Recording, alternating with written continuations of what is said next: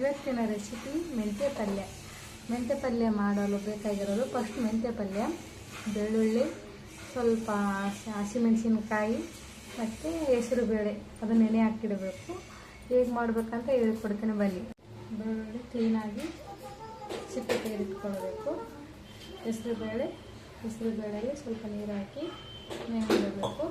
ಮತ್ತು ಹಸಿಮೆಣಸಿನಕಾಯಿ ಮಿಕ್ಸಿಯಲ್ಲಿ ರುಬ್ಬಿಟ್ಕೋಬೇಕು. ಹಸಿಮೆಣಸಿನಕಾಯಿ ಮಿಕ್ಸಿಯಲ್ಲಿ ರುಬ್ಬಿಡೋಣ. ಫಸ್ಟು ರುಬ್ಬಿ ಸೈಡಿಗಿಡೋಣ. ಇದಾದಮೇಲೆ ರೆಡಿ ಮಾಡೋಣ. ಗ್ಯಾಸ್ ಸ್ಟವ್ ಆನ್ ಮಾಡಿಟ್ಟು ಈ ಥರ ಮಿಕ್ಸಿಯಲ್ಲಿ ಪೇಸ್ಟ್ ಮಾಡಿ ಇಟ್ಕೋಬೇಕು. ಬೆಳ್ಳುಳ್ಳಿ ಇದು ಹಸಿರು ಮೆಣಸಿನಕಾಯಿ ಪೇಸ್ಟು, ಹಾಗೆ ಮತ್ತು ಬೆಳ್ಳುಳ್ಳಿಯನ್ನು ಜಜ್ಜಿ ಇಟ್ಕೋಬೇಕು. ಇದಕ್ಕಾದ್ಮೇಲೆ ಸ್ವಲ್ಪ ಎಣ್ಣೆ ಹಾಕಿ, ಎಣ್ಣೆ ಕಾದ್ಮೇಲೆ ಸ್ವಲ್ಪ ಬೆಳ್ಳುಳ್ಳಿ,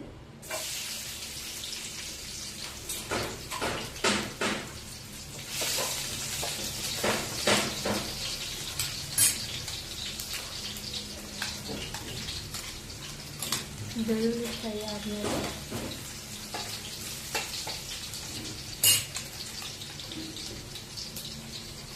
ಅದನ್ನು ಹಸಿಮೆಣಸಿನಕಾಯಿ ಪೇಸ್ಟು,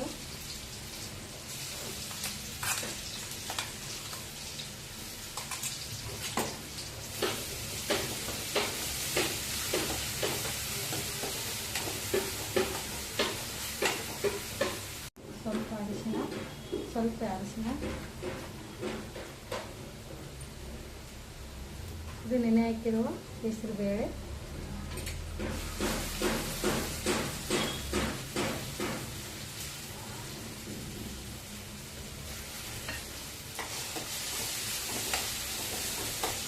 ಫ್ರೈ ಆಗಲಿ 2 ನಿಮಿಷ.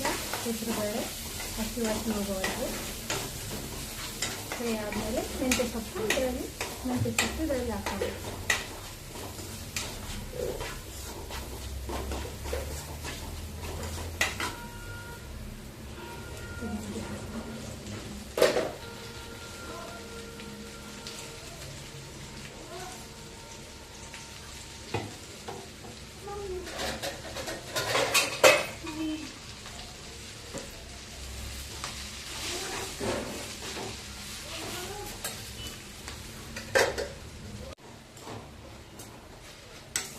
ಈ ಥರ ಎಲ್ಲನೂ ಮಿಕ್ಸ್ ಮಾಡಬೇಕು. ಮಿಕ್ಸ್ ಆದಮೇಲೆ ಸ್ವಲ್ಪ ರುಚಿಗೆ ತಕ್ಕಷ್ಟು ಉಪ್ಪು ಹಾಕಿ ಒಂದು 2 ನಿಮಿಷ ಬಿಟ್ಟು ಬಂದ್ ಮಾಡಿದ್ರೆ ರೆಡಿ. ಇದು ಸ್ವಲ್ಪ ಉಪ್ಪು,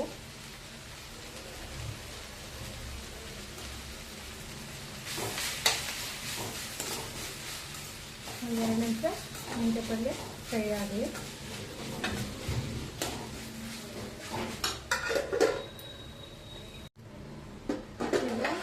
ಇದಾಗಿದೆ ಮೆಂತ್ಯ ಪಲ್ಯ. ಈಸಿಯಾಗಿ ಮಾಡ್ಕೋಬೋದಾದ ಮೆಂತ್ಯ ಸೊಪ್ಪಿನ ಪಲ್ಯ ರೆಡಿ.